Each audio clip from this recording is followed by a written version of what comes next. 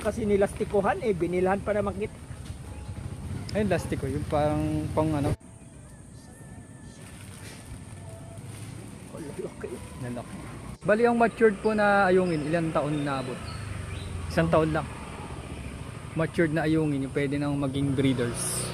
Ay ano lang, pag 2 to 3 months, may Oh. mga itlog na yun.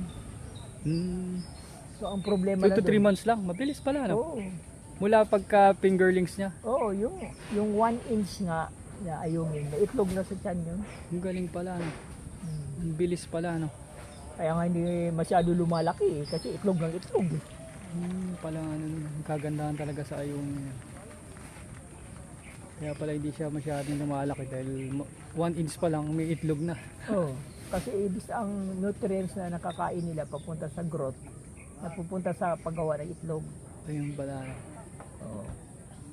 Kaya bilis din dumami. Kahit sa tilapia ganun din, mas mahina lumaki ang babae kasi gawa ng itlog. Hindi katulad ang lalaki, pagkain niya, sa katawan niya. Katawan niya. napupunta. Yung hindi po ba parang ano din siya, hito din, yung kinakain niya yung anak niya. Hindi. Mainam pala no.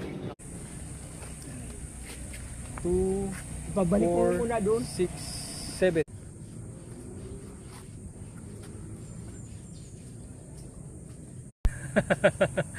Sabi ka eh. Nalibago lang sila. Binubuhat. 85 na siya. Malaki naman yung plastic. Wala na. Wala na. Nahihilo.